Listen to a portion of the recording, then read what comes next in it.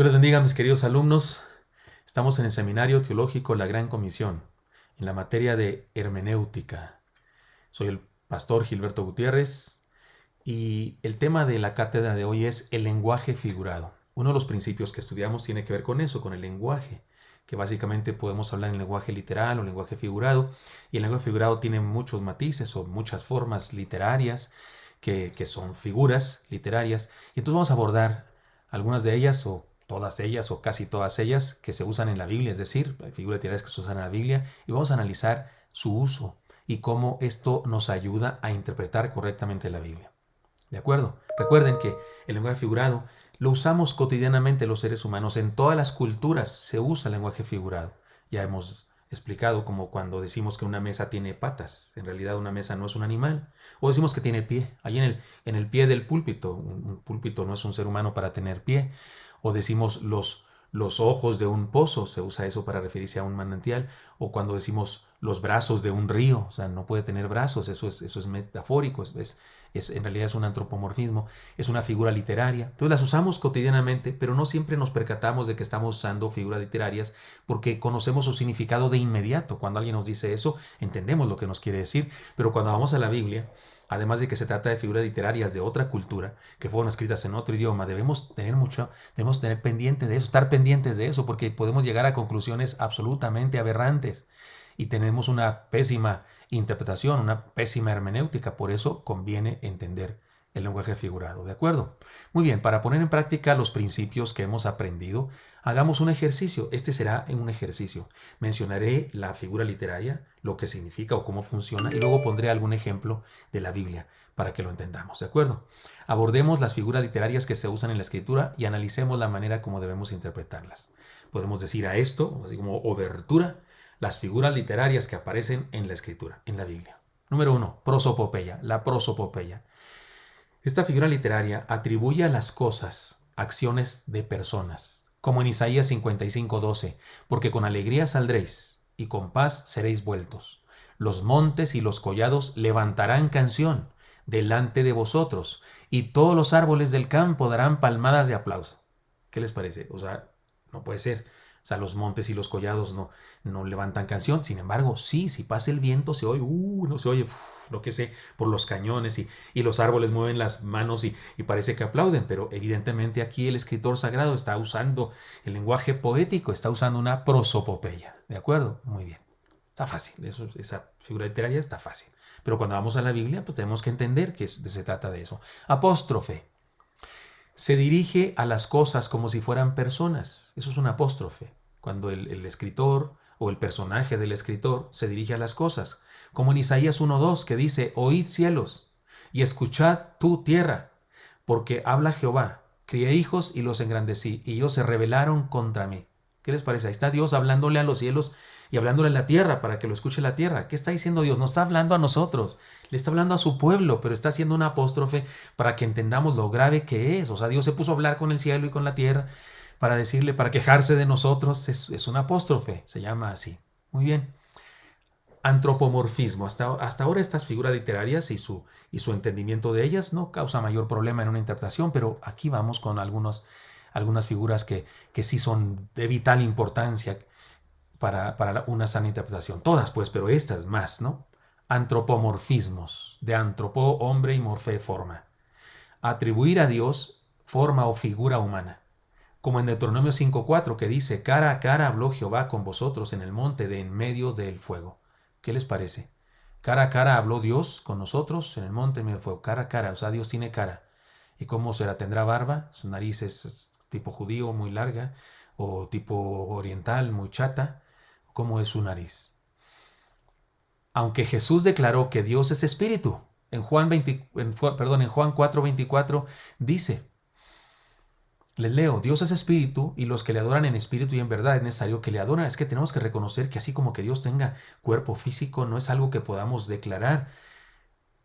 Sin embargo, ante nuestra imposibilidad para conocer a Dios cabalmente, cuando nos referimos a Él podemos referirnos atribuyéndole corporeidad humanoide, ¿no? O humana. Y entonces, como no sabemos cómo decir eso que estuvo tan cerca de su pueblo, decimos, habló con Él cara a cara. Sí, pues es un antropomorfismo, es darle a Dios forma humana, aunque no la tiene. Hagamos, bueno, por lo menos no el Dios Todopoderoso, Él se encarnó en Cristo Jesús. Y ahí sí, por supuesto, al encarnarse tomó forma humana. Pero ese es el milagro de la encarnación. Pero incluso aquí, en este pasaje, se trata de un pasaje del Antiguo Testamento. Y así es que, por si alguien está ahí pensando en eso, no había acontecido tal cosa. Muy bien, hagamos una lista de las partes del cuerpo humano, o sea, antropomorfismos, que la Biblia usa para atribuirle a Dios como forma humana, ¿no? Con su respectiva cita. Por ejemplo, en el Salmo 18, 8 al 18, habla de su nariz. Humo salió de su nariz y de su boca fuego consumidor, también su boca. Carbones fueron por él encendidos, mas asaltaron en el día de mi quebranto, mas Jehová fue mi apoyo. Así es que pude haber puesto aquí nariz y boca, ¿no? Oídos, también se le atribuye a Dios tener oídos. Salmo 18, 6. En mi angustia invoqué a Jehová y clamé a mi Dios. Él oyó mi voz desde su templo y mi clamor llegó delante de él a sus oídos. Otra vez, darle a Dios forma humana. O sea, Dios tiene oídos de veras. ¿Y cómo son sus orejas de Dios? Y sus oídos. ¿Y tendrá necesidad de otorrinolaringólogo de vez en cuando? No, estamos hablando de el perfecto Dios que es espíritu puro. Pero aquí se le atribuye metafóricamente, es decir, figuradamente, que tiene oído, el tener oídos. Ojos. Salmo 17:2. De tu presencia proceda mi vindicación. Vean tus ojos mi rectitud. Otra vez, está fácil, ya no explico. Solamente menciono el asunto y usted lo entiende. Labios. Salmo 17:4. En cuanto a las obras humanas, por la palabra de tus labios, yo me he guardado de las sendas de los violentos. La niña de sus ojos, incluso. Salmo 17:8. Guárdame como a la niña de tus ojos, escóndeme bajo la sombra de tus alas. Párpados, también se dice que tiene Dios. Salmo 11:4. Jehová está en su santo templo. Jehová tiene en el cielo su trono, sus ojos ven, sus párpados examinan a los hijos de los hombres. Está claro, ¿no? Mano. Salmo 17:14. De los hombres con tu mano, oh Jehová, de los hombres mundanos cuya porción la tienen en esta vida y cuyo vientre está lleno de tu tesoro. Sacian a sus hijos y aún sobra para sus pequeñuelos. Aquí es una queja, pero no nos importa eso, no lo vamos a interpretar. El asunto está en que le atribuye a Dios tener mano. Rostro, Salmo 17:15. En cuanto a mí, veré tu rostro en justicia. Estaré satisfecho cuando despierte a tu semejanza. Y habla de la vida eterna y de estar en la presencia del Señor. Y pues, algo habremos de ver de Dios, pero yo no sé exactamente qué será. Pero aquí el Salmo, en una figura literaria muy hermosa, nos dice de su rostro. Boca, como el Salmo 18:8. Humo subió a tu nariz y de su boca fuego consumidor. Carbones fue. Bueno, este ya lo hemos leído. Me hubiera ahorrado este número si pongo las dos cosas, no nariz y boca. Dedos. Salmo 8:3. Cuando veo tus cielos, obra de tus dedos, la luna y las estrellas que tú formaste, ¿y cuántos dedos tendrá Dios? Pues 10 como los seres humanos, diría cualquiera, ¿no? ¿Y por qué estamos tan seguros? Porque nos hizo a su imagen y semejanza. ¿De veras? ¿Todo es igualito a nosotros? No. Su imagen y semejanza no se refiere a su cuerpo. Cuando la Biblia habla que tenemos nosotros la semejanza con Él, no está hablando de cuerpo, está hablando de la capacidad que tenemos de escoger, de decidir. Es el espíritu lo que nos hace semejantes a Dios, en donde está la conciencia, la razón y la voluntad. De eso hablaremos en otro momento en la teología cristiana. Y pies también. Dice Éxodo 24:10. Y vieron al Dios de Israel y había debajo de sus pies como un embaldosado de zafiro semejante al cielo cuando está sereno. Espalda, Éxodo 33:22. Después apartaré mi mano y verás mis espaldas, mas no se verá mi rostro. Corazón, Génesis 6:6. Y se arrepintió Jehová de haber hecho al hombre en la tierra y le dolió en su corazón. Incluso ese de le dolió, de hecho es otra figura literaria que estudiaremos enseguida de esta. Brazo.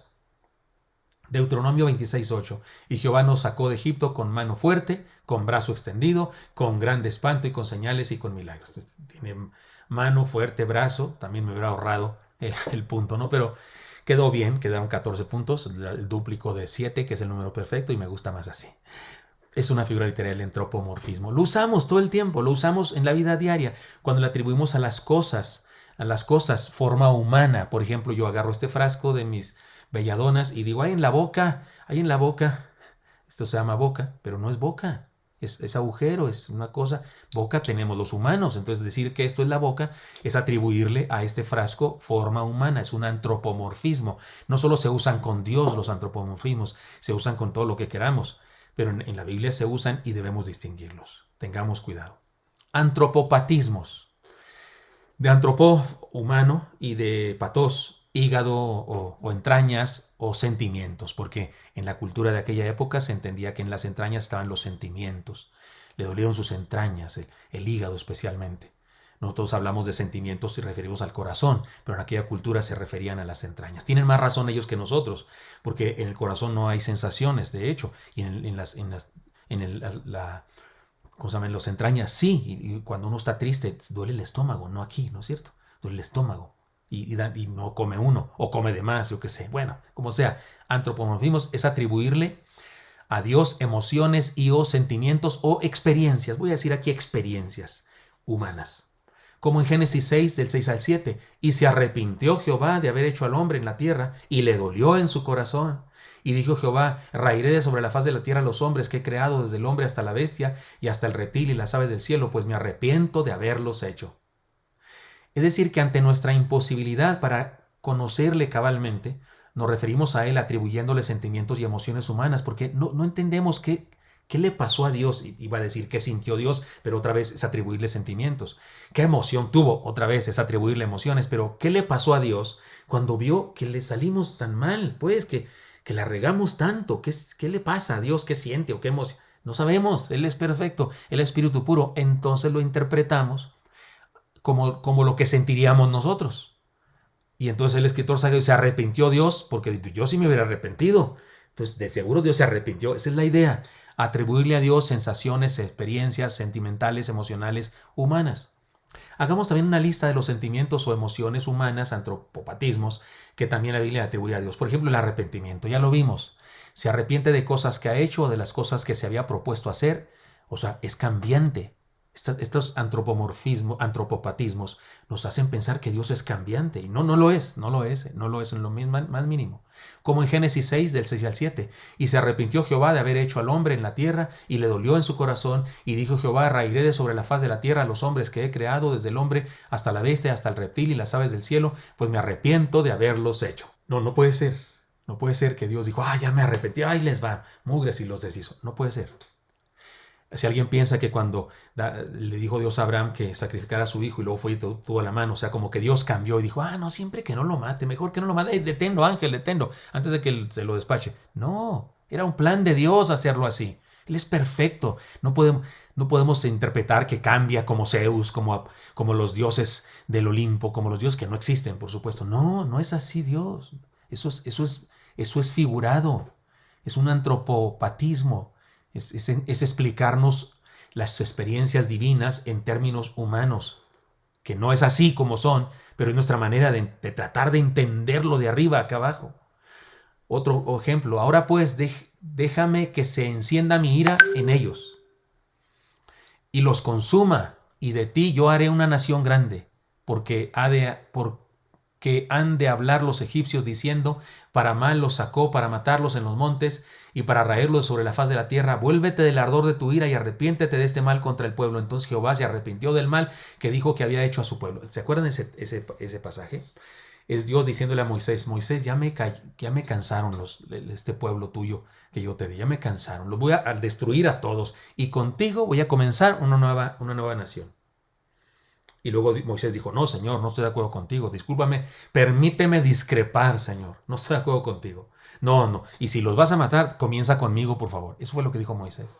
Uno de los salmos hermosamente dice, de no haberse interpuesto Moisés entre Dios y nosotros, de cierto hubiésemos sido destruidos. Y algunas personas opinan que Dios había decidido destruir al pueblo de hebreo y a empezar con Moisés una nueva nación, y que después dijo Dios, no, siempre no. Yo no creo eso. Ni una palabra de eso creo. Eso nos habla de un Dios cambiante, de un Dios que necesita que un humano le diga qué hacer. No, Señor, está mal, porque mira, ¿qué van a decir de ti los otros pueblos que nos sacaste de Egipto para destruirnos acá? ¿Qué van a decir? ¿Que te falló todo? No, Señor, no lo hagas, mira, arrepiéntete de eso. Y Dios dijo, Moisés, gracias por sacarme del error, tienes razón. No, eso es absurdo. Interpretar así este pasaje es absurdo. Entonces, ¿cómo hacemos con esto que dice que se arrepintió Dios y que no sé qué? Es un antropopatismo.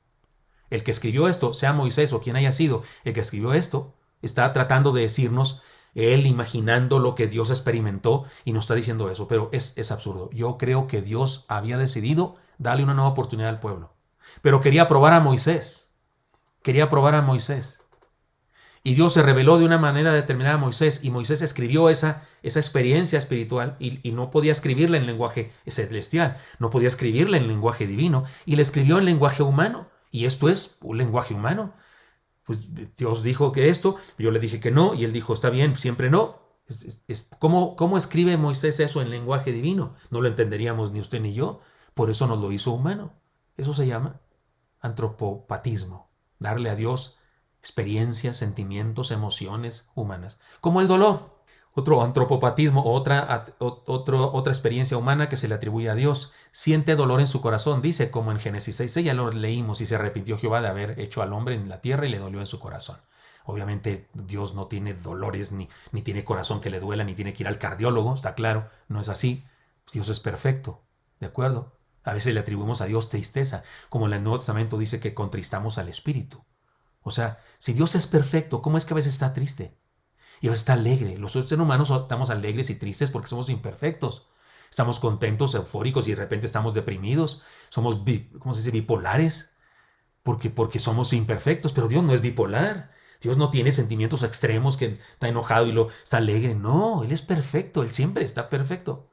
Pero estas son maneras son maneras de explicarnos lo que Él experimenta, y como no tenemos manera de entender cómo experimenta las cosas, le atribuimos sentimientos, emociones, experiencias humanas. Espero que quede claro. Hipérbole, otra figura literaria. Apenas vamos en las 5 y son 24, pero vamos adelante. Tal vez no termine yo de todas las figuras, pero las estudiaremos en presencia, en vivo, si es necesario. Hipérbole, exageración evidente que nos ayuda a entender la vastedad de algo. Como en Números 13:32, que dice, y hablaron mal entre los hijos de Israel de la tierra que habían reconocido, diciendo, la tierra por donde pasamos para reconocerla es tierra que traga a sus moradores, y todo el pueblo que vimos en medio de ella son hombres de gran estatura. O sea, que se trágalos. O sea, ¿cómo es eso? Es una exageración. Por supuesto, es una exageración evidente. Es evidente. Nadie entendió que era literal el asunto, que nos ayuda a entender la vastedad o la gravedad de algo. Y en Juan 21:15 del Nuevo Testamento, mire cómo dice ahí, dice, y hay también otras muchas cosas que hizo Jesús, las cuales si se escribieran una por una, pienso que ni aún en el mundo cabrían los libros que se habrían de escribir. Amén.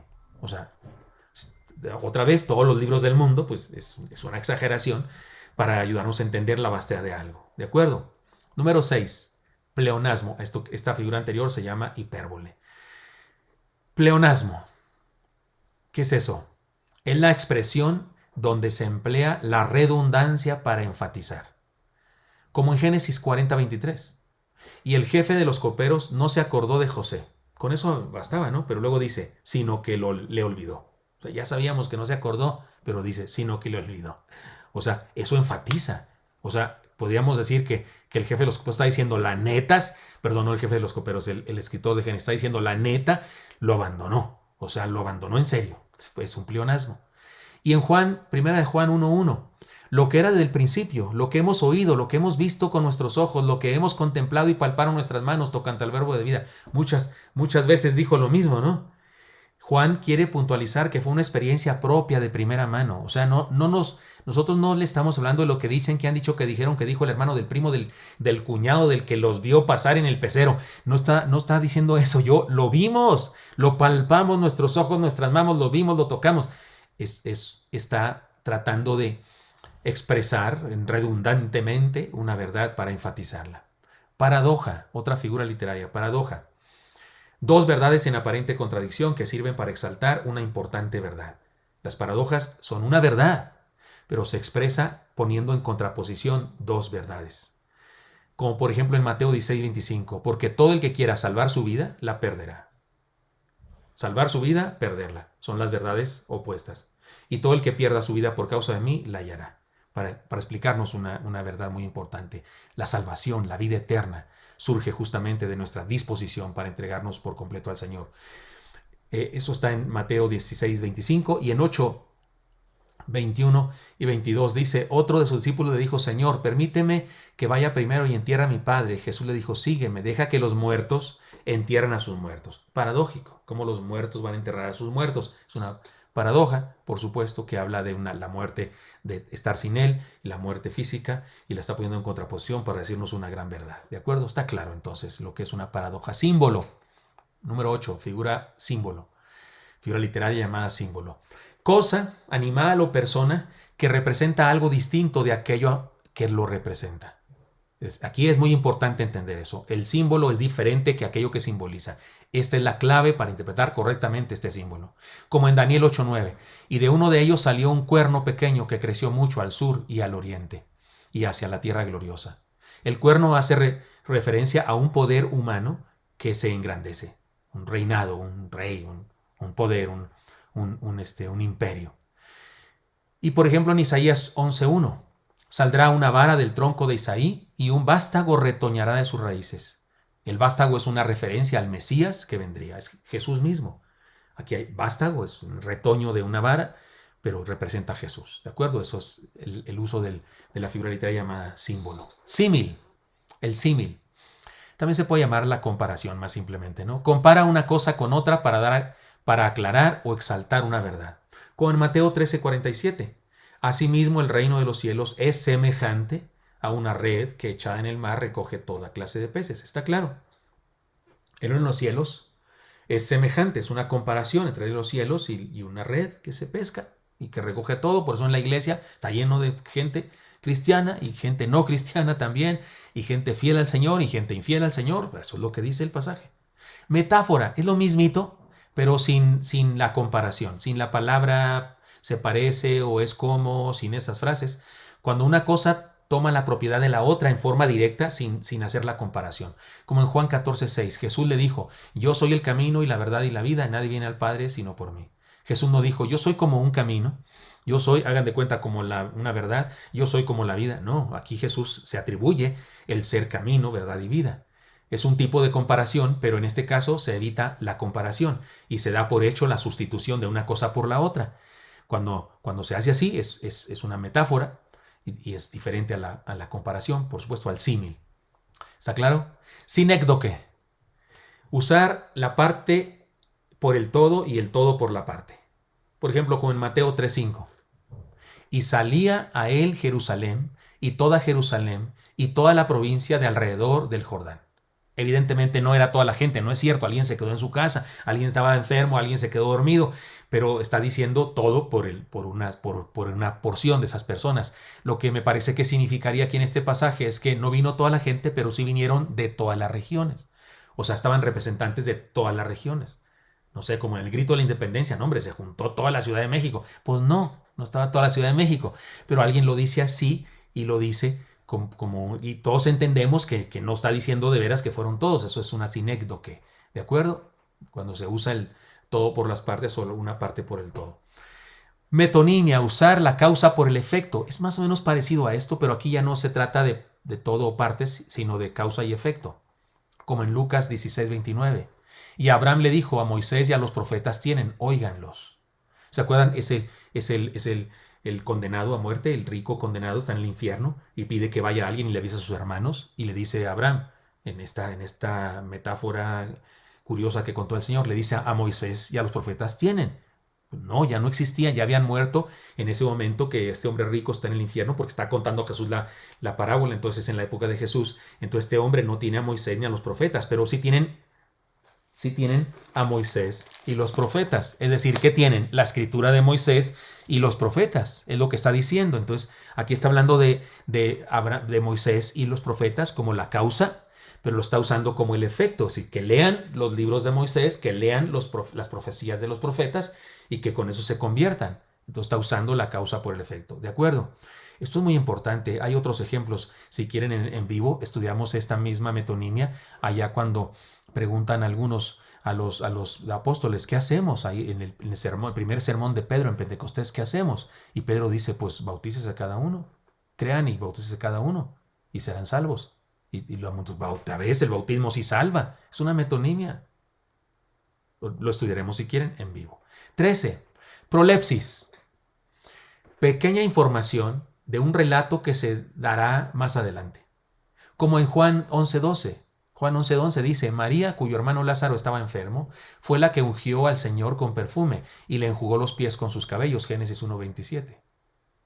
Eso, de acuerdo con el Evangelio de Juan, pasará de acuerdo con los evangelios, con una armonía de los 4 evangelios, pasará después.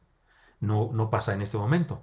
Pero el escritor sagrado, Juan, dice, para que entendamos cuál María es, aunque él está escribiendo 50 años después, tal vez del evento, 30, 40 años después del evento, entonces ya ha pasado todo eso que está describiendo, por eso dice cuál María, aunque todavía no nos cuenta en su relato ese relato particular de María, pero aquí es una prolepsis, nos cuenta algo que más adelante nos informará mejor. O como en Génesis 1:27, y creó Dios al hombre a su imagen, a imagen de Dios lo creó, varón y hembra los creó. Y está claro también, porque esto es Génesis 1:27 apenas. Después repite otra vez la creación, el libro sagrado de Génesis, y en ese libro ya nos da más detalles de la creación del hombre y la mujer, y cómo que creó la mujer después del hombre y esas cosas. En Mateo 10:4 dice Simón el cananista y Judas Iscariote, el que también le entregó. O sea, aquí todavía no sucede eso, pero hace una prolepsis para decirnos de quién se trata, para que ya caímos en cuenta de quién se trata. Entonces, es una prolepsis. No significa que eso aconteció antes o después, significa que eso nos está contando para que entendamos que regularmente es algo que pasará después. 14. Enigma.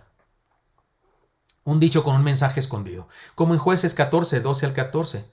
Y Sansón les dijo, yo os pondré ahora un enigma, y si en los 7 días del banquete me lo declaráis y descifráis, yo os daré 30 vestidos de lino y 30 vestidos de fiesta, mas si no me lo podéis declarar, entonces vosotros me daréis a mí los 30 vestidos de lino y los vestidos de fiesta. Y ellos respondieron, propón tu enigma y lo oiremos. Entonces les dijo, del devorador salió comida y del fuerte salió dulzura. Y ellos no pudieron declarar el enigma en 3 días. Ya sabemos del chisme de las enamoradas de Sansón y todo lo que pasó. 4 cosas son las más pequeñas de la tierra y las mismas son más sabias que los sabios. Eso es un enigma, aunque el mismo pasaje nos lo revela más adelante. La ironía. Expresa lo contrario de lo que se quiere decir para enfatizar una idea. Por ejemplo, en Job 12:2. Ciertamente vosotros sois el pueblo y con vosotros morirá la sabiduría. Tómale, eso está seco, directo y a la cara. O sea, con ustedes se muere la sabiduría. O sea, llegan ustedes y todo es insensatez. Eso está fuerte, ¿no? Yo, déjeme decirlo, dije aquí, expresa lo contrario de lo que se quiere decir para enfatizar una idea. Yo diría, no más que lo contrario, perdonen que no lo corregí esto acá, pero expresa una verdad que en el fondo no se cree de verdad. En el fondo no se cree, pero se exagera por eso la idea es como si fuera contrario, para hacer una burla de lo ridículo que es algo que alguien está diciendo. Se trata de una especie de caricaturización de una determinada actitud, incluye un poco de burla y en ocasiones sarcasmo, como la que prediqué el domingo pasado, me parece, que ustedes escucharon, la palabra que predicamos allá en el Evangelio de Mateo, capítulo 7, ¿no es cierto? Primero quita la viga que está en tu ojo. Esa es una ironía, casi sarcasmo, una caricaturización. Hasta hicimos unas caricaturas, ¿recuerdan? Tipo, antitipo, figura 16. Objetos, hechos o personas que representan a alguien o algo en el futuro o en otro lado. Como en Juan 3:14. Y como Moisés levantó la serpiente en el desierto, así es necesario que el Hijo del Hombre sea levantado. Es decir, esta serpiente hace junto con eso Jesucristo un tipo y un antitipo. Es decir, ¿cómo se dice? Esa figura de bronce que fue elevada en un tronco, representaba a Jesús o hablaba de Jesús, prefiguraba lo que haría Jesús, que sería levantado y que todo el que lo ve en fe recibe vida eterna, como pasaba en el milagro en el desierto con la serpiente de bronce. Hebreos les llama a estas cosas, a esta figura literaria tipo y antitipo, a este juego entre estas dos figuras. Hebreos le llama sombras de los bienes venideros. El autor o la autora de la carta de los Hebreos dice eso. Todo el Antiguo Testamento es sombra, pero el cuerpo es de Jesús. Es decir, Jesús es el que representa la verdad o el hecho. Perdón ustedes, el hecho auténtico. Es decir, Jesús es el cuerpo, el cumplimiento de todo aquello que era sombra. ¿De acuerdo? Nota. He aquí una nota. Y déjenme ver cuánto llevamos de clase. He aquí una nota muy importante. En ocasiones se combina con otra figura la figura de tipo antitipo en ocasiones se combina con otra figura llamada antonomasia, cuando se usa un nombre conocido y se intercambia por el, por el propio, por algo que quiero usar ahora. Por ejemplo, se entiende mejor con el ejemplo.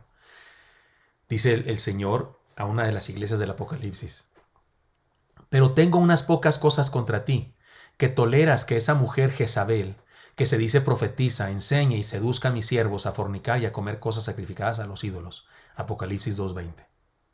Es evidente que en la iglesia había una mujer que estaba realizando un ministerio maligno y tenía algún nombre, no sé cómo se llamaría, la hermana o la señora. Sin embargo, se usa el nombre de Jezabel, porque su ministerio era tan maligno como el de Jezabel, la original, que contaminó al pueblo con el culto a Baal y Astoret. Porque si usted y yo vamos al Antiguo Testamento, notaremos que esta mujer, Jezabel, la real, la que se llamaba Jezabel, esposa de Acab, era mala como la carne de puerco en ayunas. Era malísima, perversa, quiso adoctrinar al pueblo hebreo en la idolatría a Baal y Astoret y convenció a su esposo, que era un mandilón de primera, que hicieran eso juntos. Y resulta que en el Apocalipsis parece que había una señora, no sé si decir hermana, una mujer que se creía profetisa y que se creía muy espiritual y que quería enseñar allá en la iglesia y estaba enseñando mal, la doctrina mal. Y el Señor la llama Jezabel. Posiblemente, seguramente no se llamaba Jezabel, sino es un nombre por es un tipo, es un símbolo, una figura literaria para llamar a esa mujer así. La palabra antonomasia se usa también como explicación de la figura retórica, como cuando dice alguien, fulano de tal es el maestro de esta universidad por antonomasia. O sea, para que lo entendamos mejor, la semilla de mostaza no es la semilla más pequeña del mundo. No, hay semillas más pequeñas que la semilla de mostaza.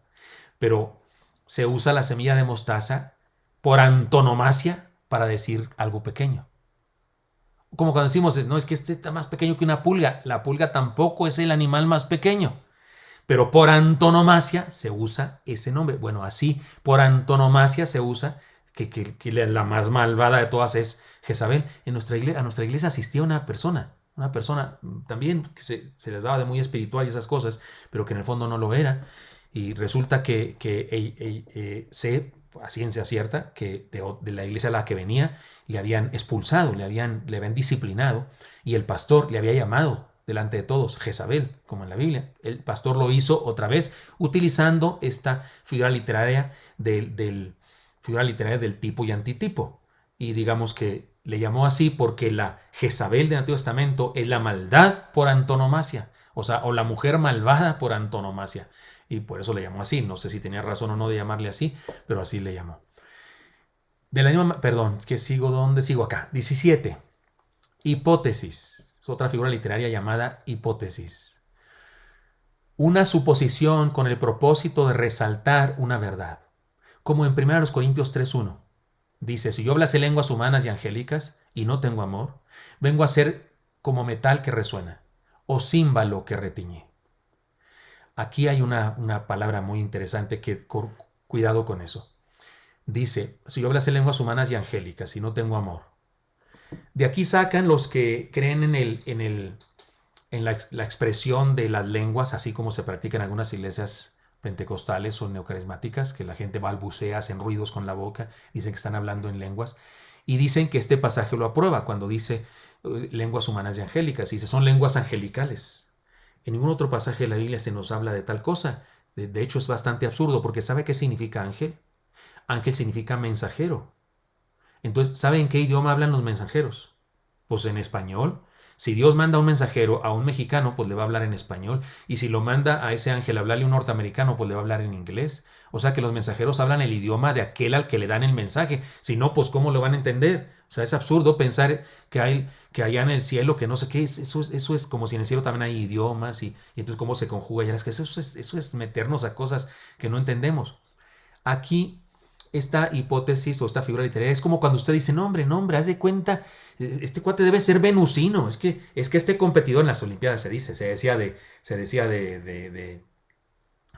Usain Bolt, este es extraterrestre, este corre, este rompe todos los récords. Hay una corredora ahora Sifón Hassan, o creo que se llama así, sí, no sé exactamente su nombre, pero ella ya ganó los 5.000 metros planos, medalla de oro, ganó medalla de bronce en los 1.500 metros y va a competir en los 10.000 metros. Si gana otra medalla, la que sea, del color que sea, oiga, alguien va a decir, nuestra mujer no es de la Tierra, esta mujer es venusina.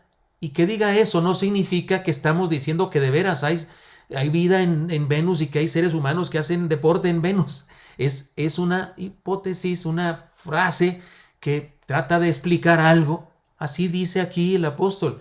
Si hablas en lenguas humanas, angélicas o plutonianas o venusinas, está diciendo así. No está diciendo que él sabe que hay lenguas angélicas y que él ha hablado con los ángeles. No. Si usted habla con un ángel, discúlpeme, entonces el ángel le va a hablar en español porque para eso es ángel, para eso es mensajero. Pues, si no, si habla en otro idioma, no es mensajero, no sirve para nada. Si el mensajero da un mensaje y el idioma en que les hablan los mensajeros, a los mensajeados, a los que les da el mensaje, es en su propio idioma. ¿De acuerdo? Ojo con eso. Antítesis.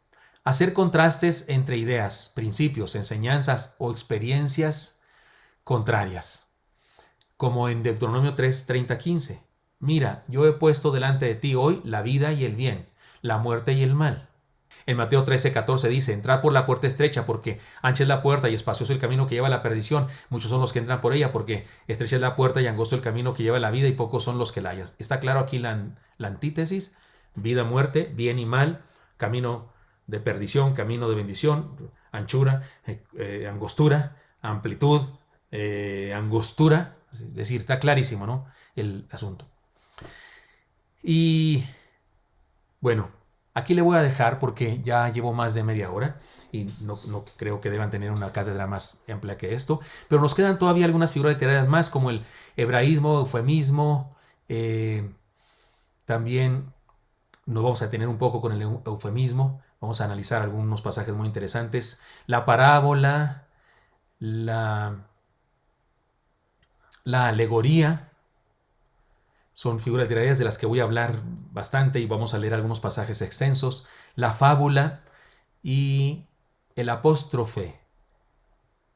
Así es que vamos a dejarle aquí en esta figura que hemos visto y solamente voy a concluir esta cátedra diciendo lo siguiente. Al entender la función y el uso de las figuras literarias en la vida diaria y especialmente en la Biblia, podemos tener una mejor comprensión del texto y evitar una mala hermenéutica. Miren, no les pido que se aprendan las figuras literarias de memoria. A mí me lo pidieron en el seminario. Si quieren se los pido y los repruebo si no se las aprenden. Y me pidieron que las aprendiera una por una y que dijera qué se trata cada una. No me parece que sea un conocimiento que deba yo tener memorizado en el cerebro. Lo que sí debo tener memorizado y sí debe ser muy claro en nuestra vida es entender que hay figuras literarias y que en ocasiones ciertos pasajes que no entendemos o que nos llevan a una conclusión que no va de acuerdo con la teología cristiana, que no va de acuerdo con todo lo que nos dice toda la demás Biblia, toda la Biblia, debemos entender, aquí hay una figura literaria y bueno, claro, por supuesto, es una prosopopeya, por supuesto, es una sinécdoque, por supuesto, es una apóstrofe. Ahora entiendo, así está hablando el apóstol, el escritor sagrado, el personaje del momento que está hablando ahí, que el escritor sagrado dice que dijo lo que dijo, y así lo entendemos y nos quitamos herejías de la cabeza. Entonces, lo que es importante es entender que hay un lenguaje figurado y que tiene una función determinada y que nos ayuda, por supuesto, a entender lo que el escritor sagrado quiso decir y lo que Dios quiso decir a través de él. ¿De acuerdo? Hasta aquí le dejamos entonces. Me quedan algunas figuras literarias, como dije, que estudiar. Le dejaremos ahí. Deben hacer la tarea, deben leer esto, ustedes por supuesto. Deben hacer un resumen de estas enseñanzas. ¿Y saben qué? Sería bueno. Es un buen ejercicio. Yo eso hice en el seminario, más que para pasar el examen. Yo hice algo, puse todas las figuras literarias que me enseñaron y les puse en mis propias palabras, una definición clara. En mis propias palabras, no solamente en español, no solamente en el español de Chihuahua, sino el español de Chihuahua hablado por su servilleta, o sea, su seguro servidor, por mí mismo. Yo dije en mis propias palabras, con mi escritura, yo escribo con símbolos y demás, soy ahorrativo cuando escribo y escribo muy rápido y nadie le entiende más que el Espíritu Santo y yo a mis escritos, pero yo así escribí definí cada figura literaria para entenderla claramente. Bueno, les recomiendo hacer algo así.